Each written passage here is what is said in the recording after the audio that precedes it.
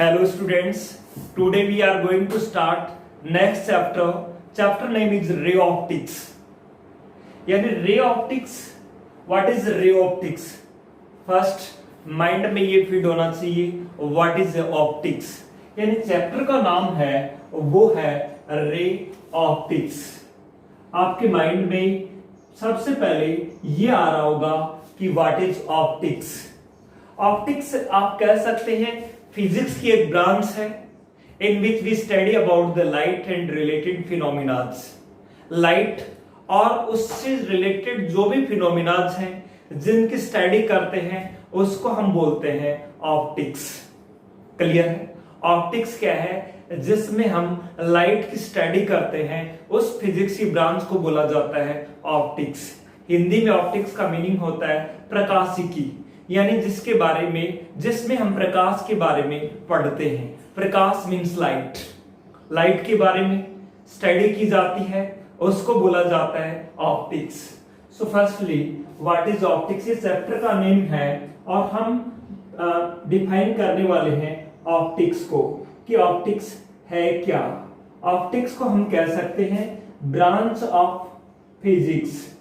Branch of physics जिसमें आप किसकी स्टडी करने वाले हैं? which deals about light, which deals about light and related phenomena. Light और लाइट से रिलेटेड फिनोमिनाज के बारे में जिस ब्रांच में हम स्टडी करेंगे उस ब्रांच को क्या कहा जाता है? ऑप्टिक्स. अब न्यू वर्ड आ गया आपके पास में कि व्हाट इज लाइट. यानी जिसमें लाइट की स्टडी करते हैं उसको हम बोलते हैं ऑप्टिक्स. तो बात आती है कि लाइट क्या है. लाइट की बहुत सारी डेफिनेशंस हैं. हम अलग अलग तरीकों से इसको डिफाइन कर सकते हैं. एक तरीका ये है डार्क की अब्सेंस को लाइट कह सकते हैं, यानी अब्सेंस ऑफ डार्क. या दूसरा तरीका ये है हम ये कह सकते हैं लाइट इज एन एनर्जी जो कि इनविजिबल को क्या बनाती है? विजिबल बनाती है. जो देखने के काम में आती है उसको हम लाइट कह सकते हैं. क्लियर है? दूसरा तरीका यह है लाइट एक तरह से इलेक्ट्रोमैग्नेटिक वेव है. क्या सारी इलेक्ट्रोमैग्नेटिक वेव लाइट हो सकती है? नहीं. लाइट वो इलेक्ट्रोमैग्नेटिक वेव है जिसकी वेवलेंथ है 400 नैनोमीटर से 750 नैनोमीटर के बीच में लाई करती है.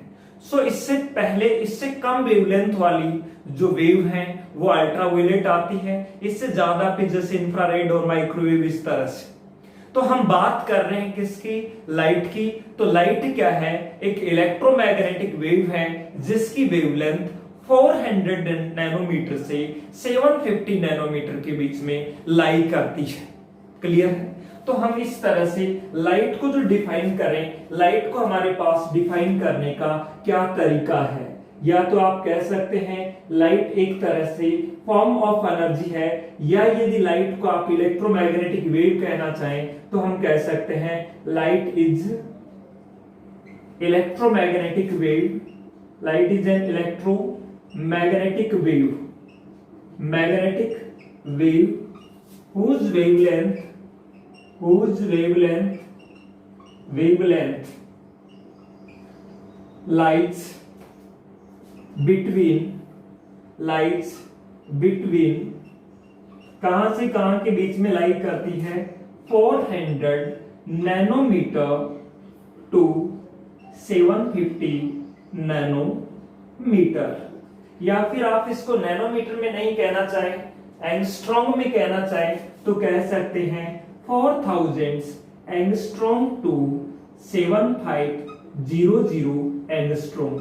यानी वो इलेक्ट्रोमैग्नेटिक वेव है जिसकी वेवलेंथ 4000 एंगस्ट्रॉम से 7500 एंगस्ट्रॉम के बीच में लाई करती है. उसको हम कहते हैं लाइट. बात आती है कि लाइट में विबग्योर है ना. आपने नाम सुना होगा विबग्योर. VIBGYOR VIBGYOR. ये इनकी वेवलेंथ का इंक्रीजिंग ऑर्डर है यदि आप व्हाइट लाइट की बात करें तो लाइट में ये कलर्स होते हैं, V for violet, I for indigo, B for blue, G for green, Y for yellow, O for orange and R for red. ये इनकी वेवलेंथ का इंक्रीजिंग ऑर्डर है। ये आप कहे कि मैक्सिमम वेवलेंथ है, ये किसके लिए होती है, रेड के लिए, और ये किसके लिए होती है, वॉयलेट के लिए। यानी आप यदि येलो की बात करते हैं तो येलो की जो वेवलेंथ है एग्जैक्टली मिड में लाई करती है, 550 नैनोमीटर किसके लिए होती है, येलो कलर के लिए होती है। यदि आप बात करें कि इधर वाले जो हैं, इधर जो वेव होती है यानी जिनकी वेवलेंथ इससे कम होती है उनको भी देख नहीं सकते, वो भी क्या है, इनविजिबल है। और वेवलेंथ इससे ज्यादा है वो भी क्या है, इनविजिबल है। ये सारा का सारा किस में आता है, विजिबल में आता है। इसको हम क्या कर सकते हैं, देख सकते हैं। सो ये कौन सा स्पेक्ट्रम है, विजिबल। यानी विजिबल वो हैं जिनकी वेवलेंथ है 400 नैनोमीटर से 750 नैनोमीटर के बीच में लाई करें। 400 से लेस वाली है उनको भी हम सेंस नहीं कर पाते हैं, 750 नैनोमीटर से मोर वाली है उनको भी हम सेंस नहीं कर पाते, तो ये भी क्या है, इनविजिबल है। और इधर वाली भी क्या है, इनविजिबल है। तो विजिबिलिटी सबसे ज्यादा कहां पे होती है, जैसे जैसे हम सेंटर की ओर आते हैं। यही कारण है येलो कलर को हम ज्यादा अच्छे से सेंस कर पाते हैं क्योंकि इसकी जो वेवलेंथ है एग्जैक्ट मिड में लाई करती है इनके। इसकी जो वेवलेंथ है वो 550 नैनोमीटर है। यही कारण है कि जितने भी कॉमर्शियल व्हीकल्स हैं, स्कूल बसेज हैं, कॉलेज बसेज हैं, इनका कलर कैसा होता है, येलो कलर होता है क्योंकि येलो कलर को विजिबल है अच्छे से, मोस्ट विजिबल। विजिबिलिटी सबसे ज्यादा सेंस हम किसको कर पाते हैं, येलो कलर को सबसे ज्यादा सेंस कर पाते हैं। ये भी हम बात करेंगे कि रेड कलर हमें क्यों ज्यादा दिखाई देता है, ये सारी बातें इस चैप्टर्स में हम सीखेंगे। तो क्लियर है, यानी इसमें सब ये वेवलेंथ का कौन सा ऑर्डर है, इंक्रीजिंग ऑर्डर। मैक्सिमम वेवलेंथ किसके लिए होती है, रेड के लिए, और मिनिमम क्या होती है, वॉयलेट के लिए। लाइट में ये कलर्स होते हैं। ये बात आपको क्लियर होगी। तो इसको आपने कहा कि लाइट एक तरह से इलेक्ट्रोमैग्नेटिक वेव है ना, जिसको वेवलेंथ है यहां से यहां के बीच में लाई करती है। क्लियर होगी बात। अब हम बात करते हैं न्यूटन के अकॉर्डिंग लाइट को न्यूटन ने क्या कहा, किस तरह से बताया। उनकी जो कॉर्पस्कुलर थ्योरी है उनमें, कॉर्पस्कुलर थ्योरी मींस कणिका सिद्धांत, उसमें ये बताया उन्होंने कि light is made by small particles, every particle has their own kinetic energy, due to that energy they propagate along a straight line and that straight line is known as ray। क्या बोला, corpuscular theory में क्या कहा कि light है वो छोटे छोटे पार्टिकल से मिलके बनी है और उन छोटे छोटे पार्टिकल्स की अपनी खुद की काइनेटिक एनर्जी होती है। उस काइनेटिक एनर्जी के कारण वो स्ट्रेट लाइन में चलते हैं और उस स्ट्रेट लाइन को क्या बोला जाता है, रे बोला जाता है। क्लियर है, ये यदि आपने नोट कर लिया तो यानी न्यूटन की जो कॉर्पस्कुलर थ्योरी है उसके अकॉर्डिंग लाइट को हम किस तरह से डिफाइन करेंगे।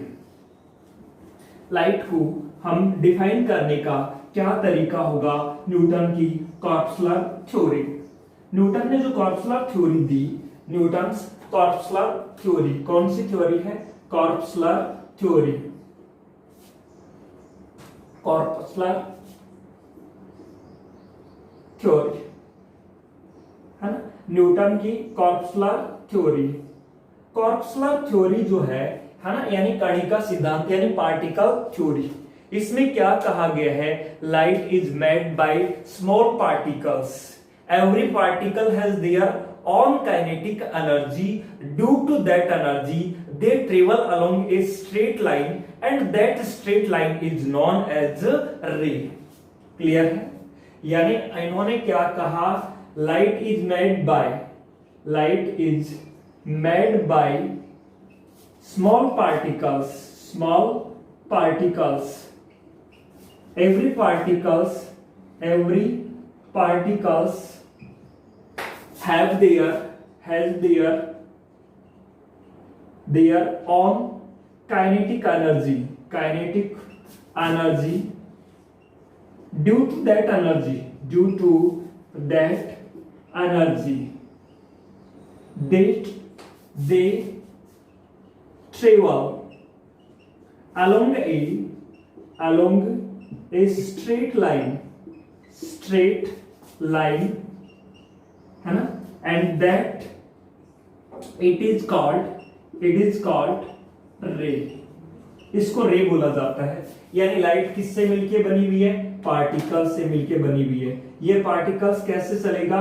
स्ट्रेट लाइन में चलेगा. जैसे यूं चल रहा है, ये पार्टिकल यूं चल रहा है, ये यूं चल रहा है, ये यूं चल रहा है. ये पाथ ऑफ पार्टिकल्स है ना, पाथ ऑफ पार्टिकल्स है. लाइट के पार्टिकल्स चल रहे हैं. इन पाथ ऑफ पार्टिकल्स को क्या बोला जाता है? रे बोला जाता है. हर एक ये क्या है? रे है. और इन रेज का जो ग्रुप है ना, ग्रुप ऑफ रेज को क्या बोलते हैं? Beam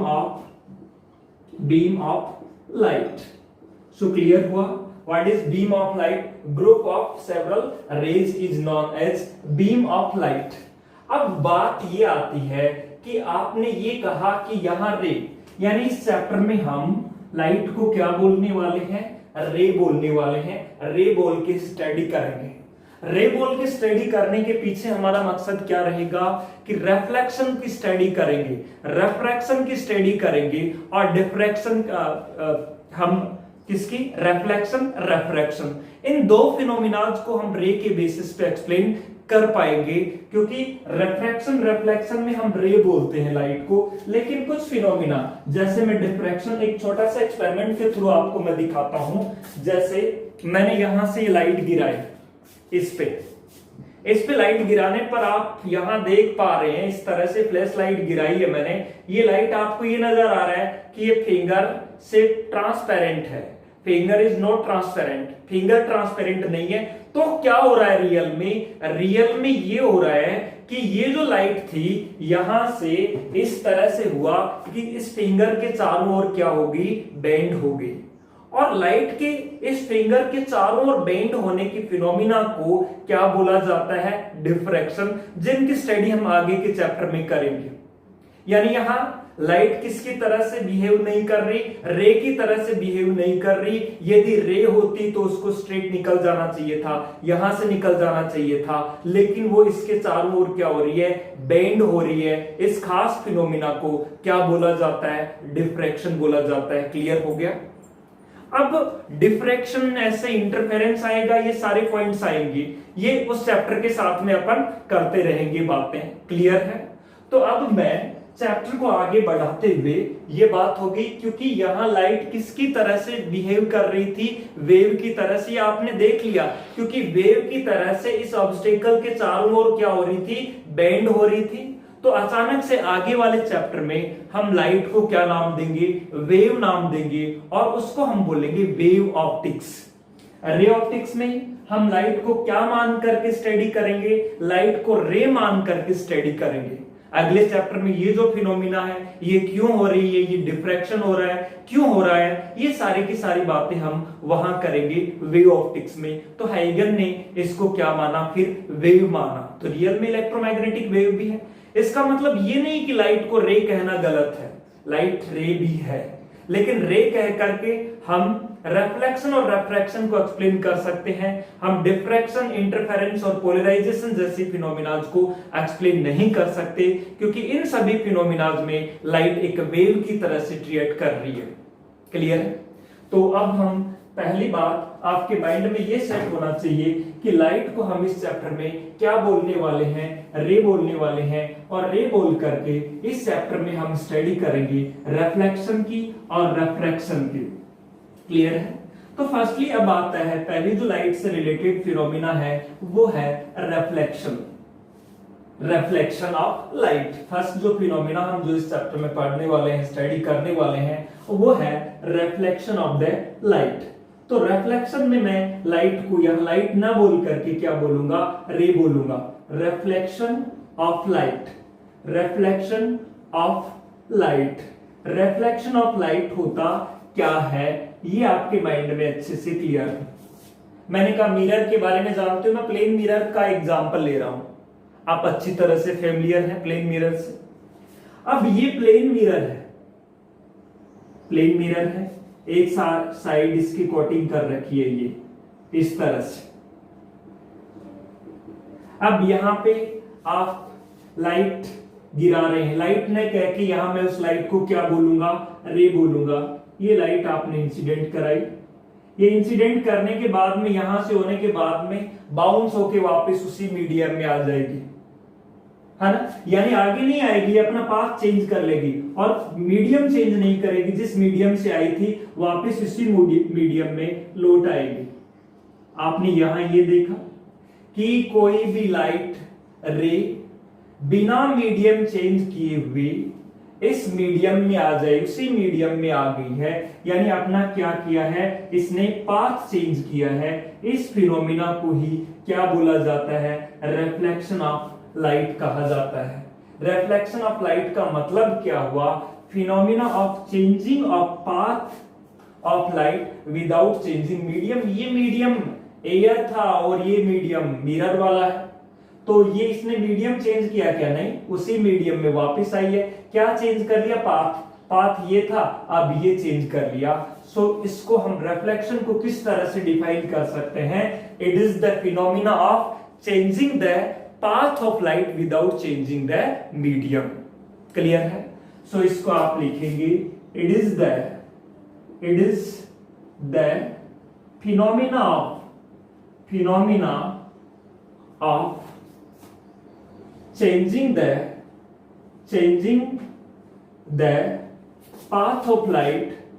path of light without changing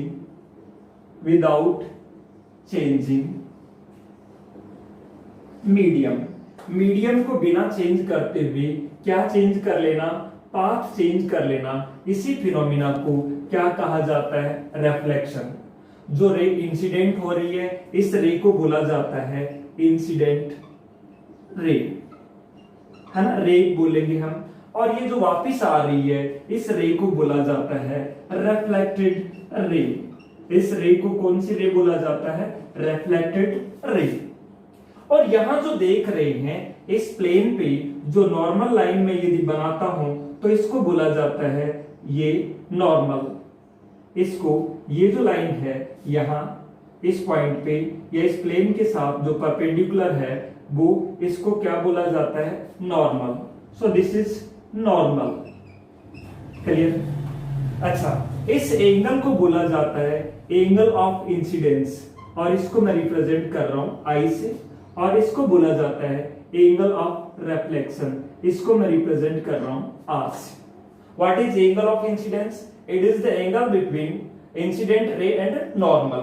What is angle of reflection, it is the angle between reflected ray and normal. clear है। यानी इसमें जो I है वो क्या है, angle of incidence, और R है वो क्या है, angle of reflection। ये आपके माइंड में अच्छे से क्लियर हो। अब हम बात करने वाले हैं, एक तो ये माइंड में सेट कर लेंगे आप कि रिफ्लेक्शन में लाइट की ना तो फ्रीक्वेंसी चेंज होती, ना ही फेज पाथ डिफरेंस चेंज होता, स्पीड चेंज होती, और ना ही वेवलेंथ चेंज होती। ये तीनों चीजें अनचेंज्ड रहती हैं। रिफ्लेक्शन में आप यहां पे ये नोट करके स्पेशल में अच्छे तरीके से माइंड में फीड होनी चाहिए कि रिफ्लेक्शन में क्या अनचेंज्ड रहते हैं, क्या अनचेंज्ड रहते हैं, फ्रीक्वेंसी, है ना, फ्रीक्वेंसी इंसिडेंट रे की फ्रीक्वेंसी, इसकी फ्रीक्वेंसी, है ना, इन रिफ्लेक्शन फ्रीक्वेंसी, और क्या स्पीड, मीडियम वही है तो स्पीड क्या रहेगी, सेम रहेगी, स्पीड, और वेवलेंथ। वेवलेंथ क्या होता है, मैंने आपको जो फोटोइलेक्ट्रिक इफेक्ट वाला करवाया तो वहां भी कोई फॉर्मूला काम आया था, स्पीड अपॉन फ्रीक्वेंसी का रेशियो। स्पीड को फ्रीक्वेंसी से, lambda is equal to c by f, है ना। स्पीड और फ्रीक्वेंसी का रेशियो को क्या कहते हैं, वेवलेंथ कहते हैं। जब ये दोनों ही सेम है तो वेवलेंथ भी क्या रहेगी, same, wavelength remains unchanged, unchanged रहते हैं, इनमें कोई चेंज नहीं होता। ये अच्छे से माइंड में फीड कर लीजिए। रिफ्लेक्शन में ना फ्रीक्वेंसी चेंज होती, ना स्पीड चेंज होती, ना ही वेवलेंथ चेंज होती। इंटेंसिटी चेंज हो सकती है, वो डिपेंड करता है सरफेस पे, लेकिन ये सारी क्या रहेंगी, अनचेंज रहेंगी, इनमें कोई चेंज नहीं होगा, अनचेंज रहेंगी। ये क्या क्या, फ्रीक्वेंसी, स्पीड और वेवलेंथ रिफ्लेक्शन में क्या रहती है, अनचेंज रहती है। अब हम बात करने वाले हैं लॉ ऑफ रिफ्लेक्शन की, है ना। लॉ ऑफ रिफ्लेक्शन, ये मैं प्लेन मिरर के लिए बात कर रहा हूं, लेकिन ये किसी भी तरह के मिरर के लिए क्या रहेंगे, वैलिड रहेंगे। क्लियर है। तो अब आप आते हैं अपन लॉ ऑफ रिफ्लेक्शन पे। यदि ये नोट कर लिया आपने तो आइए लॉ ऑफ रिफ्लेक्शन पे, कि law of reflection, first law of reflection कहता है ये एंगल आई है और ये आर है, तो दोनों क्या होंगे, इक्वल होंगे। क्लियर है। फर्स्ट लॉ आप नोट करिए, क्या, लॉ ऑफ रिफ्लेक्शन, रिफ्लेक्शन के नियम, है ना। रिफ्लेक्शन के जो लॉ हैं वो क्या है, फर्स्ट लॉ मैं कहूं कि एंगल आई एंगल आर के इक्वल होता है। फर्स्ट लॉ में क्या कहा गया है, एंगल आई जो है वो इक्वल होगा एंगल आर की, यानी ये एंगल क्या होंगे, इक्वल होंगे। यदि मैं रफली बात करूं आपसे, यदि ये नॉर्मल है और ये एंगल 30 का है तो ये भी कितना बनेगा, 30 का। जैसे सेकंड रे ऐसे जा रही है, ये यहां से जा रही है इस तरह से, तो ये वाली कहां से जाएगी, ये भी ज्यादा एंगल बनाएगी, यहां से जाएगी, क्योंकि एंगल ज्यादा हो गया तो ये एंगल भी क्या होगा, ज्यादा। कोई रे इस तरह से आ रही है, यूं आ रही है इस तरह से, तो एंगल इंसिडेंट एंगल और ज्यादा हो गया, तो रिफ्लेक्टेड एंगल भी क्या होगा, और ज्यादा होगा।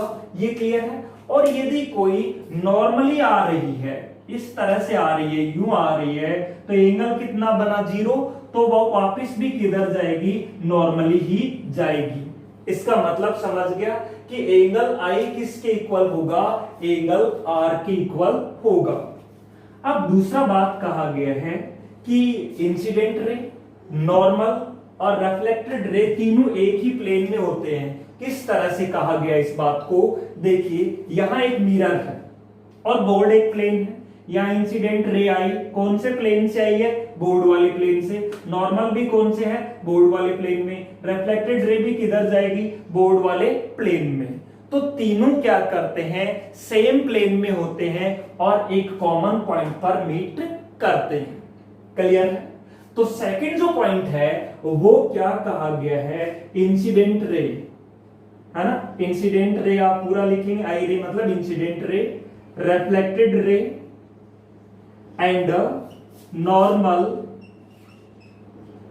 Lies in the same plane में लाई करते हैं and meet at common point, meet at a point, एक पॉइंट पे मीट करते हैं। ये कॉमन पॉइंट जो है इस पे मीट करते हैं। तो ये है लॉ ऑफ रिफ्लेक्शन। इस लॉ को आप अच्छे से माइंड में रखिए कि एंगल आई किसके इक्वल होता है, एंगल आर के इक्वल होता है। ये अच्छे से आपके माइंड में होना चाहिए। क्लियर है। लॉ ऑफ रिफ्लेक्शन की बात होने के बाद में ये जो लॉज हैं बेसिकली मैंने जो बताए प्लेन मिरर के लिए, लेकिन ये सभी तरह के मिरर्स के लिए वैलिड रहेंगे, चाहे मिरर आपका स्फेरिकल क्यों ना हो। नोट कर लीजिए कि these laws are valid for all types of mirror. These are also valid for the spherical mirrors. ये spherical mirrors के लिए भी क्या रहेंगे, वैलिड रहेंगे। हमें इस चैप्टर में जो स्टडी करना है वो स्फेरिकल मिरर की स्टडी करना है, क्योंकि प्लेन मिरर के बारे में आप स्टडी कर चुके हैं 10th लेवल पे, और 10th लेवल पे स्फेरिकल मिरर के बारे में भी एक बेसिक आइडिया तो आप सीख चुके हैं। तो 12th में हम स्फेरिकल मिरर के बारे में स्टडी करेंगे। उससे पहले थोड़ा सा प्लेन मिरर के बारे में कुछ बातें और बता देता हूं, नोट करिए। अब देखिए हम बात करने वाले हैं प्लेन मिरर से इमेज फॉर्मेशन की। जब प्लेन मिरर से इमेज फॉर्मेशन होती है तो कुछ बातें आपको जो ध्यान रखनी है, वो बातें, सम पॉइंट्स जो कि आपको ध्यान रखने हैं, फोकस पॉइंट मानिए चाहिए इनको। कुछ पॉइंट्स हैं वो नोट कर लीजिए आप।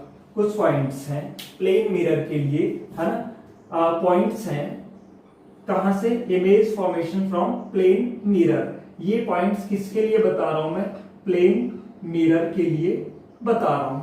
प्लेन मिरर के लिए एक पॉइंट तो ये है, आप एक्सपेरिमेंटली भी देखते हैं, आप ऑब्जेक्ट हैं और आप मिरर के सामने खड़े हैं। अब मिरर से जैसे आप 1 मीटर दूरी पे गए, आपकी जो इमेज बन रही है वो भी 1 मीटर पीछे बन रही है। आप यदि 2 मीटर डिस्टेंस पे चले गए तो इमेज है वो भी 2 मीटर और पीछे चली गई है। यानी ऑब्जेक्ट की डिस्टेंस मिरर से और इमेज की डिस्टेंस क्या रहती है, सेम रहती है। क्लियर है? ऑब्जेक्ट डिस्टेंस और इमेज डिस्टेंस क्या रहती है, सेम रहती है। आप यदि 2 मीटर इधर आए तो इमेज 2 मीटर पीछे चलेगी, आप 5 मीटर और इधर आए तो इमेज 5 मीटर और पीछे चली जाएगी। बात क्लियर है? तो फर्स्ट पॉइंट आप लिखिए क्या, कि ऑब्जेक्ट डिस्टेंस। ऑब्जेक्ट डिस्टेंस क्या है, आप ऑब्जेक्ट हैं और ऑब्जेक्ट डिस्टेंस कहां से मेजर की जाएगी, मिरर से, है ना। मिरर से आप तक की जो डिस्टेंस है वो ऑब्जेक्ट डिस्टेंस है, और मिरर से इमेज की जो डिस्टेंस है वो इमेज डिस्टेंस है। तो क्या होता है, ऑब्जेक्ट डिस्टेंस जो है, प्लेन मिरर से जब इमेज बनती है, ऑब्जेक्ट डिस्टेंस किसके इक्वल होती है, इमेज डिस्टेंस के इक्वल होती है। Object distance is equals to image distance. ये बात माइंड में फीड कर लेंगे। दूसरी बात, ये बात क्लियर हो गई। दूसरी बात ये है, यदि हम मिरर को रोटेट करा दें, है ना, जैसे मिरर यूं था और इसको रोटेट करा देंगे तो जो रिफ्लेक्टेड रे है, यदि थीटा एंगल से हमने मिरर को रोटेट कराया है तो रिफ्लेक्टेड रे है वो 2 थीटा एंगल से डिफ्लेक्ट हो जाएगी। क्या कहा आपने, if object is if the mirror is rotated by theta angle, then reflected ray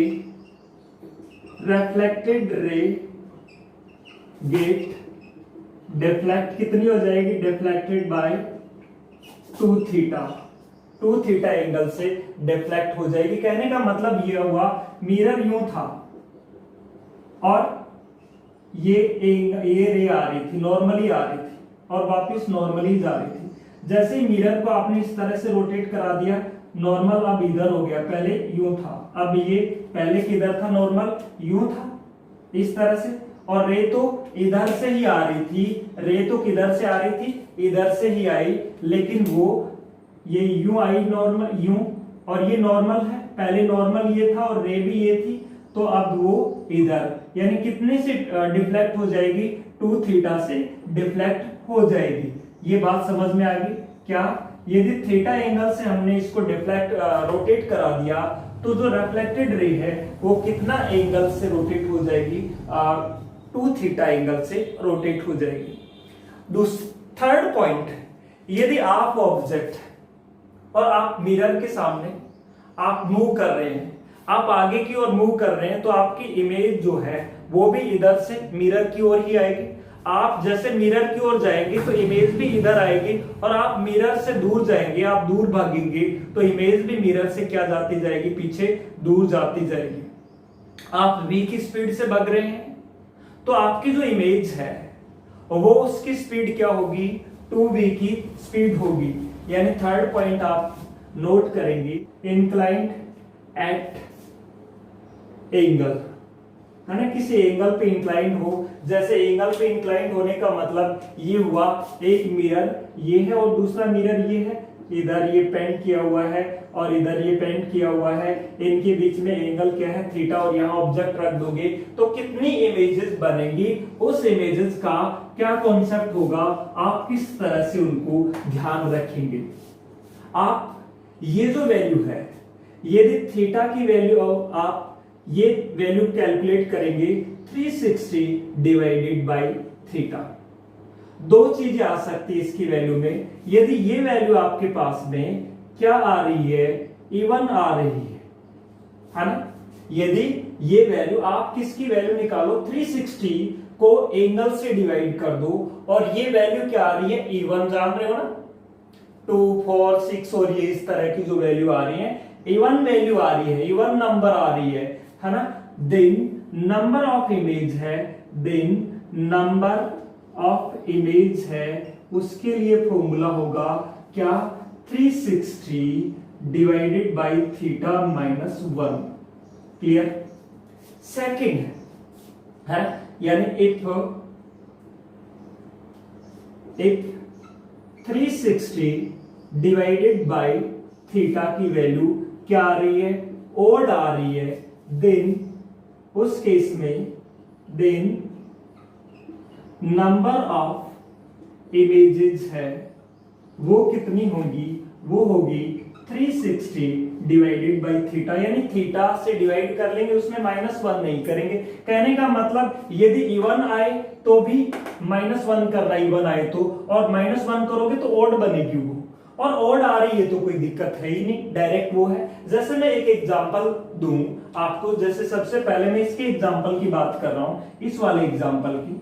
आपके पास दो प्लेन मिरर है, उन दोनों के बीच का एंगल 60 डिग्री है, यानी आपको थीटा की वैल्यू क्या दी हुई है, एग्जांपल में 60 डिग्री दी हुई है, और आपको कहा गया है उन दोनों के बीच में किसी ऑब्जेक्ट को रख दिया गया है सिमेट्रिक, तो नंबर ऑफ इमेजेस बताइए उस ऑब्जेक्ट की कितनी इमेज बनेगी। आपने कहा सबसे पहले हम वैल्यू करेंगे 360 डिवाइडेड बाय थीटा की, है ना, 360 डिवाइडेड बाय थीटा, ये किया आपने, 360 डिवाइडेड बाय थीटा की वैल्यू कितनी आई, 60 आई, और ये आ गया आपका 6, जो कि कैसी नंबर है, 6 जो नंबर है वो आपकी इवन नंबर है, जो कि कैसी नंबर है, इवन नंबर है। और इवन जो हो तो उस टाइम नंबर ऑफ इमेज निकालते हैं, वो कैसे निकालते हैं, number of image 360 divided by theta -1 से, तो 360 डिवाइडेड बाय 60 -1 यानी 6 -1 यानी 5 इमेज बनेगी। और यदि यानी कहने का मतलब यदि इवन आ रहा है 360 बाय थीटा की वैल्यू, तो नंबर ऑफ इमेज बनाएंगे तो जो आ रहा है उसमें से -1 कर देंगे। जैसे मान लो दो मिरर्स के बीच का एंगल आपको कितना दे देता, दूसरे एक एग्जांपल में मैं बताऊं 40 दे देता, तो आप किस तरह से निकालते, इसके अलावा आप ये करते 360 डिवाइडेड बाय 40, इसकी वैल्यू जैसे आ गई आपके पास में 9 कैसी है, ऑड है, इवन ऑड नंबर है, ऑड नंबर है तो नंबर ऑफ इमेज डायरेक्ट निकालेंगे 360 डिवाइडेड बाय 4 यानी 9 ही बनेंगी। तो ऑड है तो डायरेक्ट जो आ रहा है वही नंबर ऑफ इमेज होंगी, और इवन नंबर आ रहा है तो उसमें से -1 करेंगे, वो क्या आ जाएगी, नंबर ऑफ इमेज आ जाएगी। तो इस तरह से हम जब दो प्लेन मिरर्स हो, उनके बीच में एंगल दिया हुआ हो और उनके बीच में किसी ऑब्जेक्ट को रख दें और आपको ये कह दिया जाए कि नंबर ऑफ इमेजेस कैलकुलेट करिए, तो उसके लिए ये फॉर्मूला आप ध्यान रखेंगे। ये देखो यदि 360 अपॉन थीटा की वैल्यू इवन नंबर आ रही है, देन नंबर ऑफ इमेज क्या होंगी, 360 divided by theta -1, where theta is angle between the mirrors. यदि 360 डिवाइडेड बाय थीटा की जो वैल्यू है ऑड नंबर आ रही है, देन नंबर ऑफ इमेज होंगी 360 डिवाइडेड बाय थीटा, यानी यहां -1 नहीं होगा। सो नो डाउट आपने नोट कर लिया। तो अभी ये सारे जो पॉइंट्स है ये हम बात कर रहे थे वो थे प्लेन मिरर के लिए। अब हम बात करेंगे स्फेरिकल मिरर के लिए कि स्फेरिकल मिरर होता क्या है।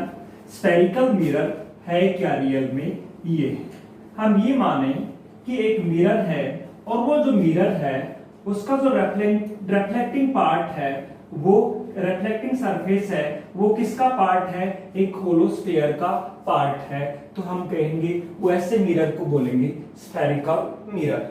क्या कहा मैंने, जैसे आपको ये कहा कि ये एक होलोस्फीयर है ना, ये होलोस्फीयर है। अब मैंने ये कहा इस तरह से ये होलोस्फीयर होगा। अब होलोस्फीयर का आप ये कहें कि जैसे एक मिरर है इस तरह से, इसको मैंने क्या कर दिया, होलोस्फीयर मान लीजिए ग्लास का बना हुआ है और इसके एक साइड में मैंने क्या कर दिया, इस तरह से पेंट कर दिया, इस तरह से ये सिल्वर्ड पॉलिश कर दिया, ये हो सकता है। दूसरा ये भी देखो, एक होलोस्फीयर था और इस होलोस्फीयर में मैंने क्या किया, ये इस साइड में पेंट ना करके, इस साइड में पॉलिश ना करके, इसके इनर वाले साइड में मैंने क्या कर दिया, पॉलिश कर दिया। कौन सी साइड, इनर वाले साइड में, ये इस वाले साइड में क्या कर दिया, पेंट कर दिया, पॉलिश कर दिया, सिल्वर्ड पॉलिश है ना, ग्लास का बना हुआ था। तो इसका जो रिफ्लेक्टिंग सरफेस है वो कौन सा बन जाएगा, ये वाला, जो एक केव बन रहा है, गुफा टाइप से बन रहा है, एक केव टाइप से बन रहा है। तो ऐसे मिरर को हम कौन सा मिरर बोलेंगे, इस मिरर को बोलेंगे हम कॉनकेव मिरर। और ऐसा मिरर जिसमें ये बाहर वाला जो पार्ट है वो रिफ्लेक्टिंग सरफेस का काम कर रहा हो, यह रिफ्लेक्टिंग सरफेस अंदर वाला पार्ट था और जिसमें बाहर वाला पार्ट रिफ्लेक्टिंग सरफेस का काम कर रहा हो, उसको हम बोलते हैं क्या, कॉन्वेक्स मिरर। और दोनों ही ये जो मिरर हैं, ये इन मिरर्स को क्या प्लेन मिरर कहोगे, नहीं, these are not the plane mirror, वो है स्फेरिकल मिरर। सो अब नोट करेंगे अपन स्फेरिकल मिरर के बारे में। स्फेरिकल जो मिरर्स हैं वो क्या होते हैं, वो स्फेरिकल मिरर हम ये कह सकते हैं, it is a mirror whose reflecting surface forms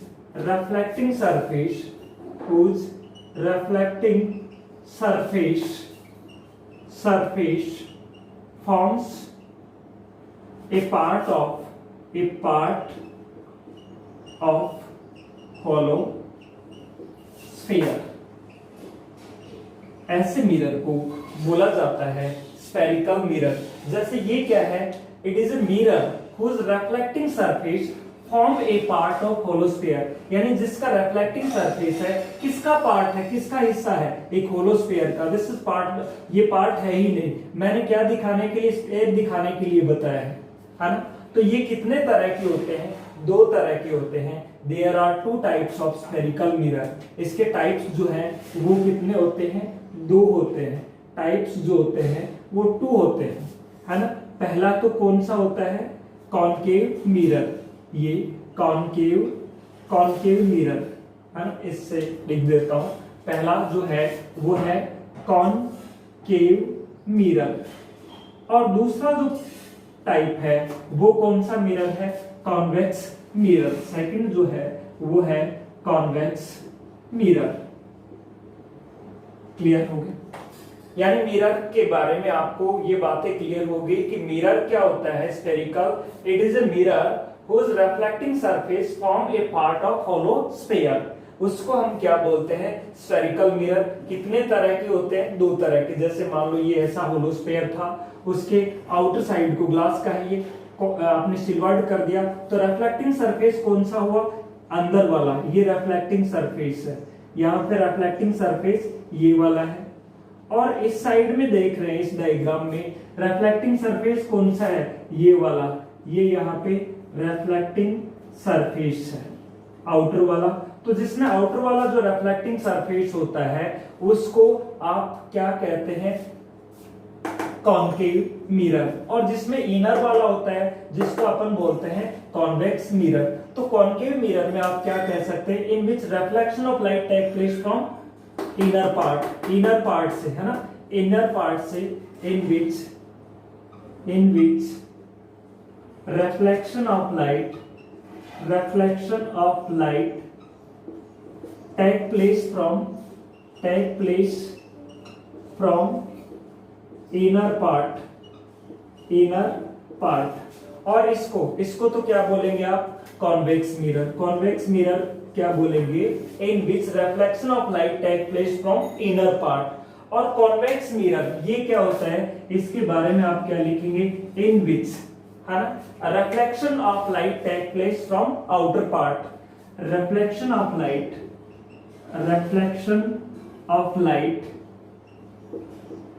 take place from outer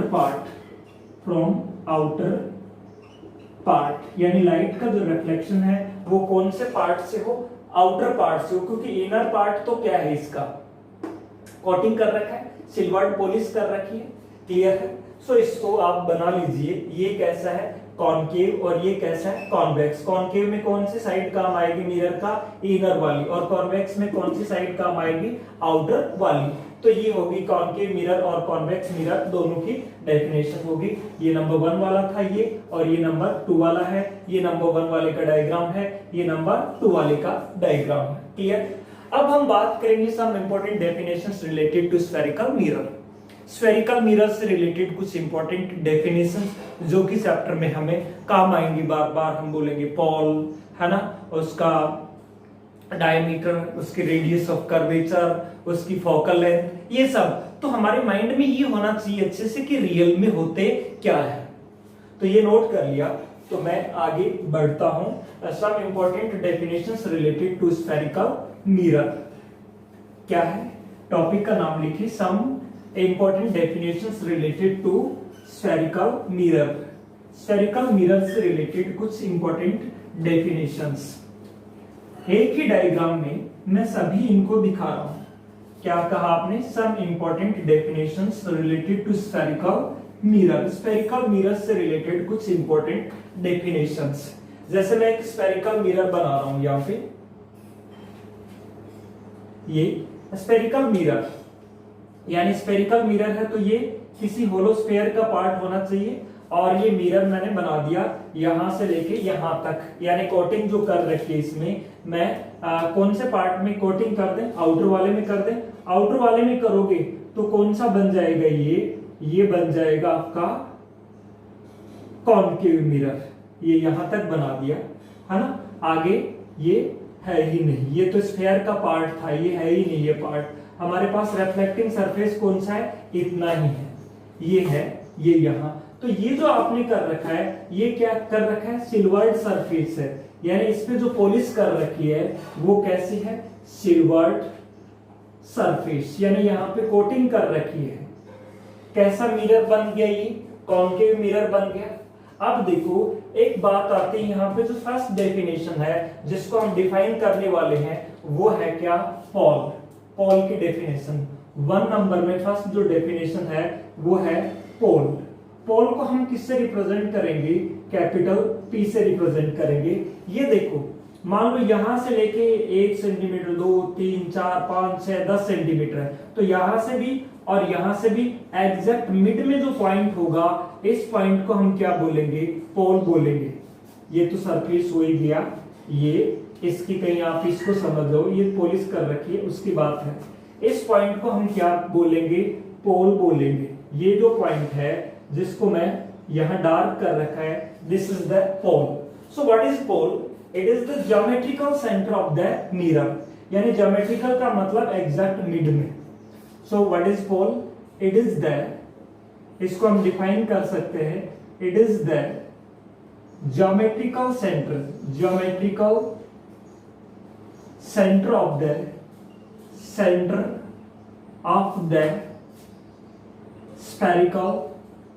spherical mirror. Spherical mirror के ज्योमेट्रिकल सेंटर को क्या कहा जाता है, पोल कहा जाता है। पोल के बाद में आप यहां देखें, ये हम मान लिए मिरर क्या है, एक स्फेयर का पार्ट है, और जिस स्फेयर का पार्ट है, इसी स्फेयर का पार्ट होगा ना जो डॉट डॉट से दिखा है, ये मिरर तो ये है मिरर, यहां से लेके यहां तक। ये मिरर कैसे स्फेयर का पार्ट होगा, इस स्फेयर का पार्ट होगा। तो जिस स्फेयर का पार्ट होगा ये, उस स्फेयर के सेंटर को ही हम क्या बोलते हैं, क्या, centre of curvature. So second जो है जिसको हम डिफाइन करने वाले हैं वो क्या है, second definition centre of curvature. तो ये सी क्या है, सेंटर ऑफ कर्वेचर है। तो सेकंड जो डेफिनेशन है वो आपकी क्या है, centre of curvature, and it is represented by C. Centre of curvature को हम रिप्रेजेंट करते हैं सी से। सो ये क्या होता है, it is the centre of that sphere, centre of that sphere, of that sphere, उस स्फीयर का पार्ट है of which the mirror forms a part, है ना? उसके सेंटर को ही क्या बोला जाता है, सेंटर ऑफ कर्वेचर। तो यहां पे ये क्या है, सेंटर ऑफ कर्वेचर है। क्लियर है?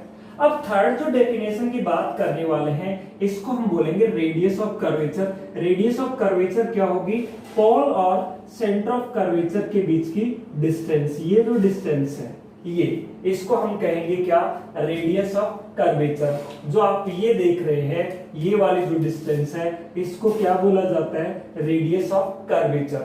तो थर्ड जो डेफिनेशन है वो यहां लिख रहा हूं। थर्ड जो डेफिनेशन है वो क्या है, रेडियस ऑफ कर्वेचर।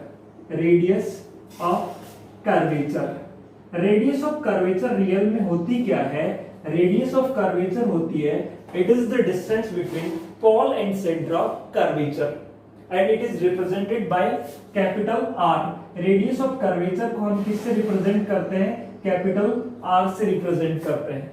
क्या किस तरह से डिफाइन करेंगे इसको आप, it is the distance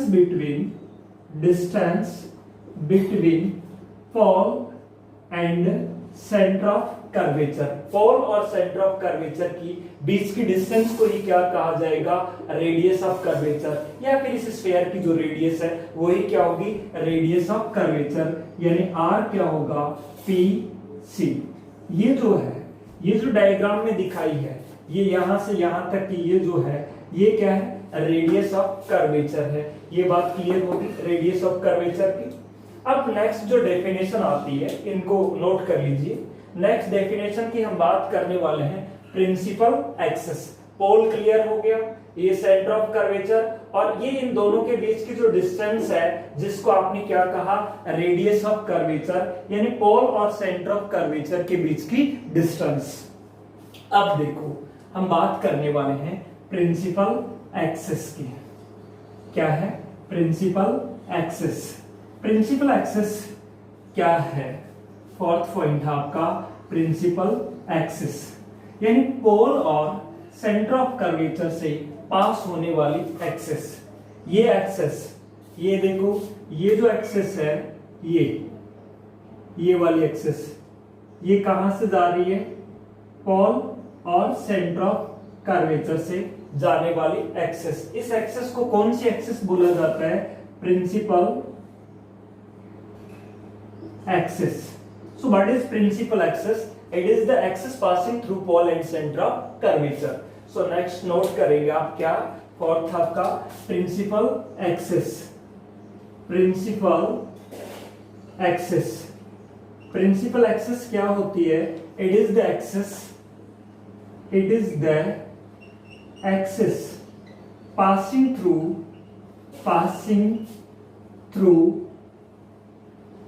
pole and center of curvature।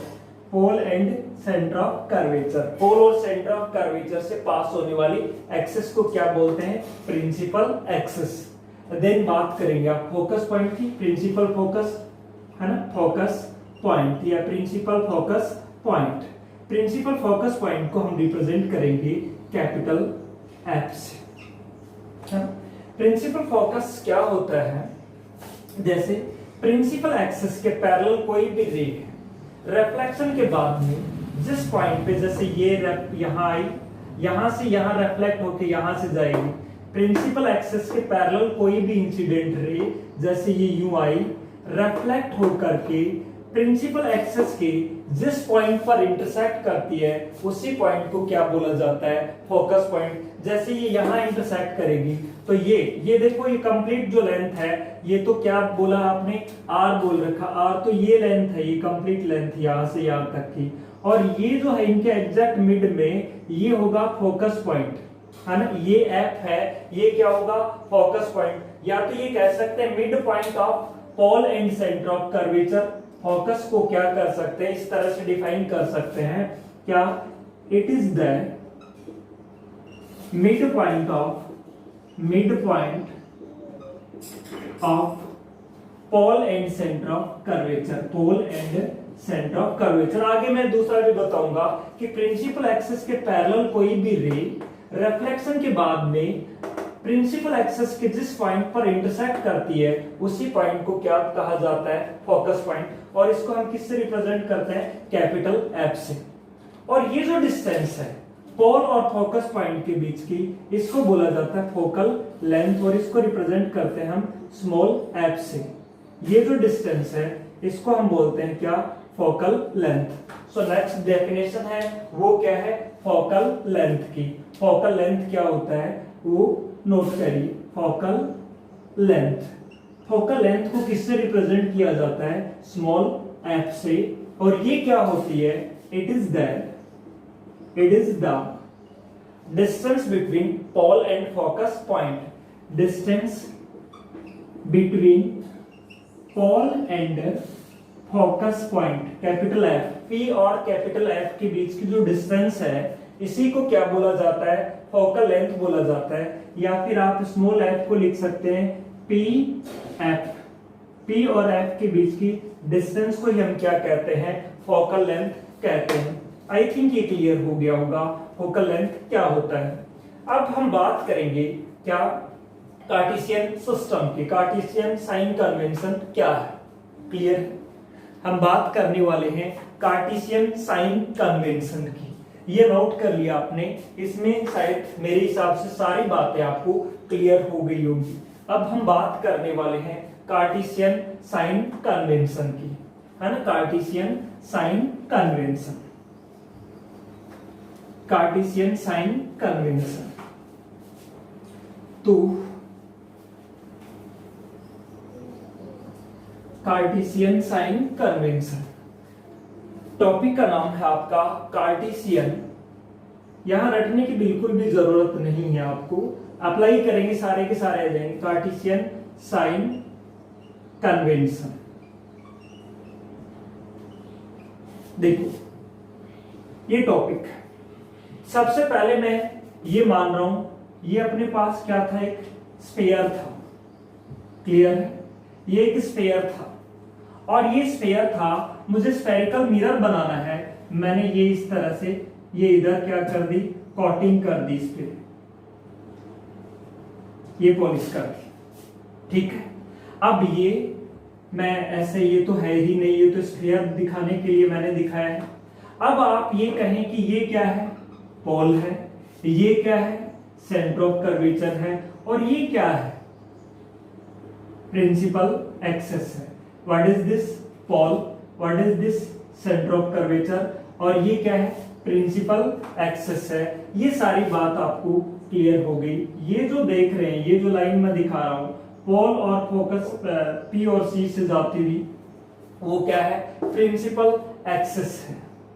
और ये जो देख रहे हैं, ये आपके सामने, ये क्या है, मिरर है। यानी ये तो आपका बनाना और ना बनाना, ये चाहे मत बनाओ, इसको मिटा दो। आप जो बात कर रहे हैं वो किसकी बात कर रहे हैं, आप बात कर रहे हैं इसी की। अब जैसे आपने यहां पे ऑब्जेक्ट रखा हुआ है,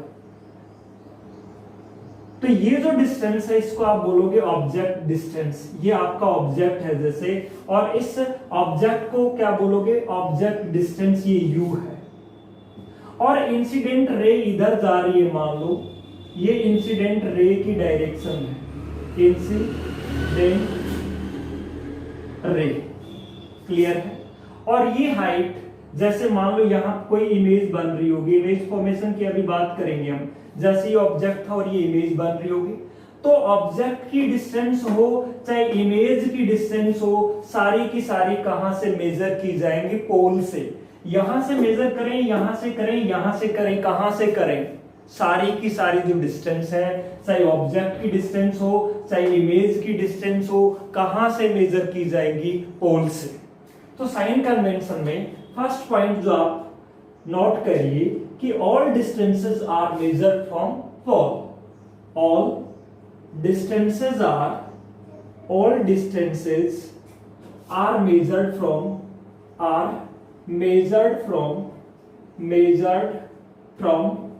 pole, यानी सारी की सारी जो डिस्टेंस है वो कहां से मेजर होंगी? पोल से मेजर होंगी। अब यहां देखिए इंसिडेंट रे के डायरेक्शन में डिस्टेंस ये मेजर करेंगे इधर, है ना, ये इंसिडेंट रे की डायरेक्शन है और ये इंसिडेंट रे के अपोजिट डायरेक्शन में है। जैसे ये कौन सी डायरेक्शन है? इंसिडेंट रे यूं है, तो ये जो डायरेक्शन है ये है इंसिडेंट रे के अपोजिट डायरेक्शन में, है ना। डिस्टेंस अगेंस्ट इंसिडेंट रे, ये आएगी डिस्टेंस अगेंस्ट इंसिडेंट रे। भाई पोल से मेजर करोगे, ऑब्जेक्ट इधर रखा हुआ है तो आप किधर जाओगे? पोल से इधर चलना पड़ेगा और रे आपकी इधर आ रही है तो इंसिडेंट रे के अपोजिट डायरेक्शन में चलोगे तो वो डिस्टेंस किस में मेजर की जाएगी? नेगेटिव में। और इंसिडेंट रे के डायरेक्शन में मेजर करोगे तो वो डिस्टेंस किस में ली जाएंगी? पॉजिटिव में। अभी रूल ध्यान रखिए, मैं अप्लाई करके बताऊंगा आगे वाले टॉपिक्स में जब आएगा इसका यूज। यानी सारी डिस्टेंस कहां से मेजर होनी है? पोल से। इंसिडेंट रे के डायरेक्शन में मेजर की गई डिस्टेंस पॉजिटिव होंगी, उसके अपोजिट डायरेक्शन में मेजर की गई डिस्टेंस क्या होंगी? नेगेटिव होंगी। तो सेकंड पॉइंट है ना, distance in the direction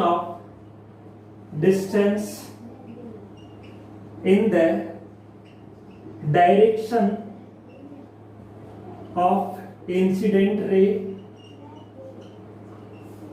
taken positive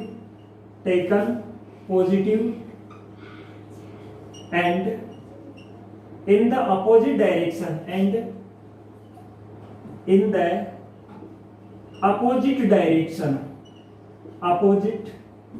direction of incident ray taken negative, यानी इंसिडेंट रे के डायरेक्शन में मेजर की गई डिस्टेंस पॉजिटिव ली जाएंगी और उसके अपोजिट डायरेक्शन में मेजर की गई डिस्टेंस क्या ली जाएंगी? नेगेटिव ली जाएंगी। इसमें ये तो इस एक्स एक्सिस पे है, वाई एक्सिस पे इन प्रिंसिपल एक्सिस से ऊपर की ओर डिस्टेंस है वो पॉजिटिव ली जाएगी और नीचे की ओर डिस्टेंस क्या ली जाएगी? नेगेटिव ली जाएगी। तो थर्ड पॉइंट वाई एक्सिस में कि प्रिंसिपल एक्सिस से अबव जो है वो डिस्टेंस क्या ली जाएगी? पॉजिटिव, और बिलो द प्रिंसिपल एक्सिस क्या ली जाएगी? नेगेटिव ली जाएगी। हाइट अबव, हाइट जो है अपवर्ड हाइट है, हाइट अपवर्ड है वो पॉजिटिव होगी, हाइट डाउनवर्ड है वो क्या होगी? नेगेटिव होगी, है ना। तो मैं यहाँ ये इसमें ही लिख देता हूँ डायग्राम में, यहाँ पे हाइट अपवर्ड, ये इसके साथ में नहीं है इसलिए मैं रेड से लिख रहा हूँ। हाइट अपवर्ड जो हाइट है वो क्या होगी? टेकन एज पॉजिटिव, उसको क्या लेंगे? पॉजिटिव लेंगे। और हाइट डाउनवर्ड है, नीचे की ओर है, वो क्या ली जाएगी? नेगेटिव ली जाएगी। यानी रटने की जरूरत है ही नहीं, सीधी सी बात है क्या कि प्रिंसिपल एक्सिस से ऊपर की ओर हाइट पॉजिटिव होंगी और नीचे की ओर क्या होंगी? नेगेटिव। इंसिडेंट रे के डायरेक्शन में मेजर की गई डिस्टेंस पॉजिटिव होंगी और उसके अपोजिट डायरेक्शन में मेजर की गई डिस्टेंस क्या होंगी? नेगेटिव। सारी की सारी जो डिस्टेंस है वो कहां से मेजर की जाएगी? पोल से मेजर की जाएगी। ये मिरर था ना, ये मिरर कैसा मिरर है? कॉन्केव वाला मिरर है। ये क्या है? उसकी प्रिंसिपल एक्सिस है, ये भी क्लियर है। अब देखो थर्ड जो पॉइंट हम लिखने वाले हैं, थर्ड पॉइंट यहां नोट कर देता हूं मैं। थर्ड पॉइंट में क्या कहा मैंने कि डिस्टेंस, थर्ड पॉइंट में डिस्टेंस अबाउ द, ये क्या है, प्रिंसिपल से एक्सेस से ऊपर, above the principal axis, principal axis are taken, distance are taken positive, and below the, यानी इससे नीचे, below the principal axis, principal axis are taken negative, इससे जो नीचे की जो डिस्टेंस है वो क्या ली जाएगी, नेगेटिव ली जाएंगी। याद रह जाएगा मेरे हिसाब से, इसमें कोई दिक्कत है ही नहीं आपको। सारी की सारी डिस्टेंस कहां से मेजर करेंगे, पोल से। इंसिडेंट रे की डायरेक्शन में मेजर की गई डिस्टेंस सारी क्या ली जाएंगी, पॉजिटिव। उसके अपोजिट डायरेक्शन की डिस्टेंस क्या ली जाएंगी, नेगेटिव। प्रिंसिपल एक्सेस से ऊपर की डिस्टेंस क्या ली जाएंगी, पॉजिटिव। प्रिंसिपल एक्सेस से नीचे की डिस्टेंस क्या ली जाएंगी, नेगेटिव। वो इस डायग्राम में बना दी, क्लियर है। इसको बोलते हैं साइन कन्वेंशन, यानी कार्टेशियन साइन कन्वेंशन, है ना। ये जब साथ साथ में आएगा वहां अप्लाई करेंगे, आप अच्छे से सीख जाएंगे। इसको रखने की जरूरत बिल्कुल भी नहीं है, नो डाउट।